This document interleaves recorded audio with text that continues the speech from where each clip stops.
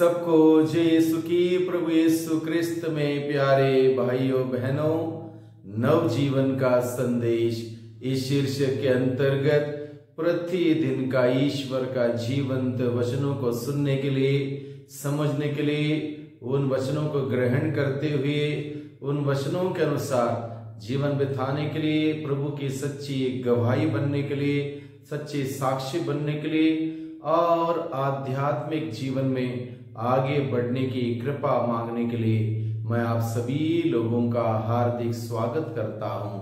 आज अक्टूबर की 18 तारीख है, शुक्रवार का दिन है और आज के दिन में कलीसिया संत लूकस सुसमाचार लेखक का पर्व मनाती है।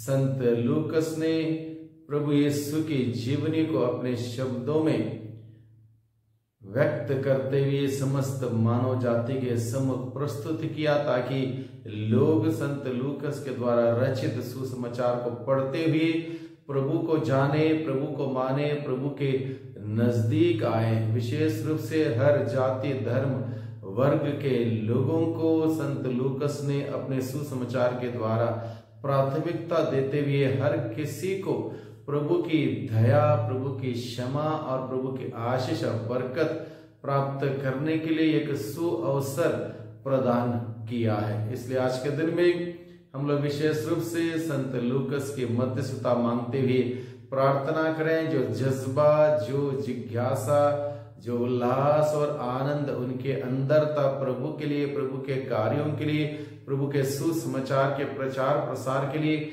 वही जिज्ञासा, वही आनंद, वही उल्लास हम सबों को मिले, ताकि हम सभी प्रभु के सुसमाचार का प्रचार प्रसार बड़े आनंद और खुशी के साथ अपने ही क्षमता के अनुसार हम सभी करने वाले बन सकें। आज के सुसमाचार का मुख्य संदेश है, फसल तो बहुत है लेकिन फसल काटने के लिए मजदूरों की संख्या बहुत थोड़ी है। हकीकत में भाइयों बहनों, आज के परिवेश में अगर हम देखें, चारों ओर बुलाहट दिन प्रतिदिन कम होती जाती है। पुरोहिताई जीवन के लिए बुलाहट कम हो रही है, धर्म बहन बन के जीवन बिताने की बुलाहट कम हो रही है और एक अच्छा क्रिस्तिया बनकर, एक परिवार का सदस्य बनकर, परिवार का मुख्य बनकर, परिवार की एक माँ बनकर, एक आदर्श माँ बनकर जीवन बिताने वालों की बहुत ज्यादा कमी हो रही है। यानी कि हर क्षेत्र में बुलाहट की कमी प्रतीत हो रही है, नजर आ रही है। इसलिए प्रभु आज के दिन में हम सबों को सिखाता है कि हम फसल के स्वामी से विनती करें कि फसल काटने के लिए मजदूरों को भेजें, यानी कि बुलाहट के लिए विशेष रूप से हम प्रार्थना करें, क्योंकि प्रभु का कार्य का प्रचार प्रसार कार्य बहुत बाकी है। विशेष रूप से हमारे इस भारत देश में अगर हम देखें, कितना कुछ कार्य बाकी है। आज भी मुश्किल से 2-2.5% ही लोग प्रभु को जान पाए हैं, प्रभु को मान पाए हैं, प्रभु में विश्वास करते हुए जीते हैं और लगभग 97-98% लोग आज भी प्रभु यीशु मसीह को नहीं जानते। उस अद्भुत ज्योति को जो इस संसार के लोगों के जीवन में से अंधकार को दूर करने के लिए आए थे, उनको नहीं जानते। इसलिए हमारा परम कर्तव्य और फर्ज है कि प्रभु के संदेश को हम सभी फैलाने वाले बने। इसलिए मुख्य रूप से हम प्रार्थना करें बुलाहट बढ़ने के लिए। आज के सुसमाचार हम सबों को दिया है लूकस के द्वारा रचित सुसमाचार अध्याय 10 पद संख्या 1 से 9 का प्रसंग है। इसमें मुख्य बात यही लिखी है, प्रभु ने अन्य 72 शिष्य नियुक्त किए और जिस जिस नगर और गांव में वे स्वयं जाने वाले थे, वहां 2-2 करके उन्हें अपने आगे आगे भेजा और उन्होंने उनसे कहा, फसल तो बहुत है परंतु मजदूर तोड़े हैं। इसलिए फसल के स्वामी से विनती करो कि वह फसल काटने के लिए मजदूरों को भेजें। जाओ, मैं तुम्हें भेड़ियों के बीच भेड़ों की तरह भेजता हूं। इस प्रकार से प्रभु ने अपने मिशन कार्य को आगे बढ़ाने के लिए अलग अलग लोगों को चुना, 2-2 करके अलग अलग गांवों में अधिकार देकर उन्हें भेजा और जाते वक्त उन्हें अलग अलग प्रकार से सतर्क और सावधान रहने के लिए भी हिदायत दी, ताकि वो किसी भी प्रकार के उलझन में ना पड़े। इसलिए प्रभु ने कहा जाते वक्त ना तुम थैली, ना झोली, ना रोटी, ना जूते, ना कपड़े, ना लाठी, कुछ भी लेकर ना जाओ। ये सारी चीजें दुनिया की चीजें हैं, इन सभी चीजों पर भरोसा नहीं रखा जाता और इन सभी चीजों के द्वारा सुसमाचार का प्रचार प्रसार भी नहीं होता। इसलिए प्रभु का कहने का तात्पर्य यह है, तुम प्रभु पर भरोसा रखते हुए जाओ, प्रभु के सामर्थ्य से जाओ और प्रभु के वचनों पर विश्वास करते हुए जाओ, वचन को लेकर जाओ, प्रभु के संदेश को लेकर जाओ। प्रभु का संदेश जो मुक्ति का संदेश है, उद्धार का संदेश है, चंगाई का संदेश है, जीवन का संदेश है, उसको लेकर जाओ ताकि लोगों को सुसमाचार मिले। इस प्रकार से प्रभु हम सबों को सिखाता है कि हम सबों को प्रभु के उस संदेश को, सुसमाचार को ग्रहण करना है और उसको दूसरों के साथ बांटने के लिए वो उदारता का दिल हम सबों के लिए जरूरत है।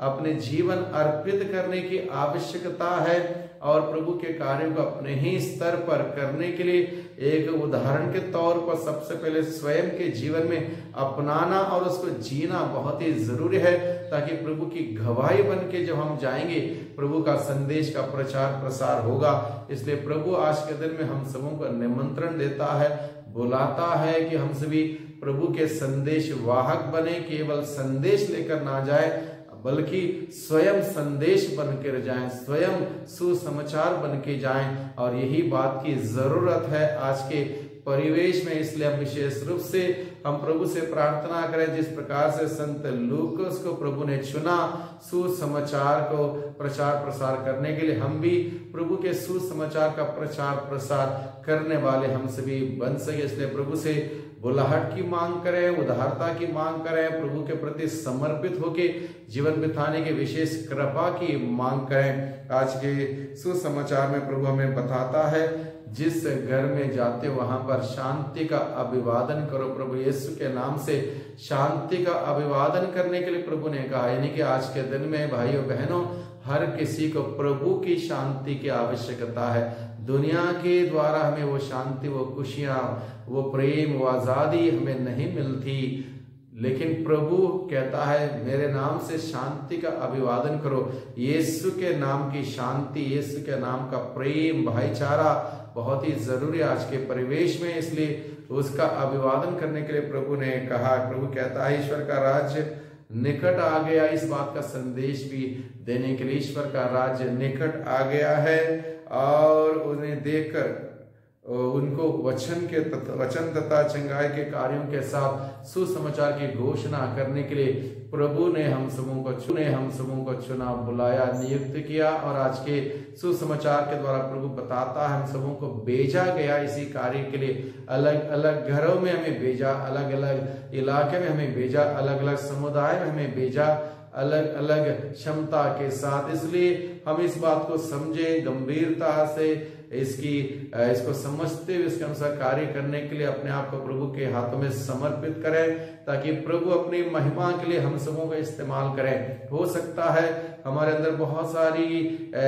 खूबी है, बहुत सारे वरदान प्रभु ने हमें दिए हैं और उसको इस्तेमाल करेगा। हो सकता है बहुत सारी खूबियां नहीं है, बहुत सारे वरदान नहीं है, लेकिन अपने आप को प्रभु के हवाले जब हम करेंगे, प्रभु हमें अत्यंत सार्थक उपकरण के रूप में हमें इस्तेमाल करेगा। ये आवश्यक है। उदारता का दिल प्रभु को देने के लिए बहुत ही जरूरी है, बहुत ही आवश्यक है। इसलिए भाइयों बहनों, हम सभी बपतिस्मा के द्वारा दी हुई जिम्मेदारी हम सभी समझें। हर एक व्यक्ति को सुसमाचार का प्रचार प्रसार करना है। हम इस बात को समझते हुए इसको करने के लिए आगे बढ़े, प्रभु की शक्ति सामर्थ्य मांगे और निश्चिंत रूप से हम बिना हिचकिचाए आगे बढ़े। प्रभु हमारे साथ है और हम सभी प्रभु के हाथों में एक उपकरण मात्र है। प्रभु हमारे द्वारा हमारे व्यक्तित्व को इस्तेमाल करते हुए, हमारी आवाज को इस्तेमाल करते हुए, हमारी खूबियों को इस्तेमाल करते अपने संदेश को लोगों के बीच में बांटेंगे। इसलिए अपने आप को प्रभु के हाथों में समर्पित करें और प्रभु से कहें, प्रभु मैं आपकी सेवा के लिए तैयार हूं, मुझे भेज। और इस प्रकार से हम हमारे देश में, देश के अलग अलग जगहों पर प्रभु का संदेश का प्रचार प्रसार करने के लिए प्रभु के हाथों में निछावर कर दें। और वही प्रभु हम सबों को बहुतायत के आशीष, बहुतायत के बरकत और कृपा अनुग्रह हम सबों को प्रदान करें। सबको धन्यवाद, सबको जय यीशु की।